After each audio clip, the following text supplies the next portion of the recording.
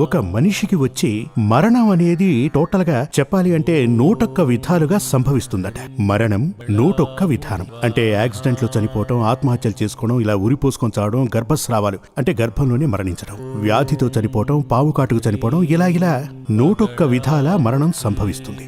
ఈ 101 విధానాల మరణాలని 2గా డివైడ్ చేశారు. అందులో దాదాపుగా 100 మరణాలు అకాల మరణాలు, 1 మరణం కాల మరణం. ఈ అకాల మరణాలని తప్పించడం సాధ్యమవుతుంది, కాల మరణాన్ని తప్పించడం కుదరదు. వీటిని జాతకంలో గండమని చెప్తుంటారు కదా, ఈ వయసులో మీకు జాతకంలో గండం ఉంది అని. దీన్ని జాతకరీత్యా తెలుగులో గండం అంటారు, తమిళంలో కూడా గండం అని పిలుస్తూ ఉంటారు. నీకు గండం ఉంది అని అంటే గనక అంటే ఆ సమయంలో మృత్యుయోగం ఉంది అని అర్థం.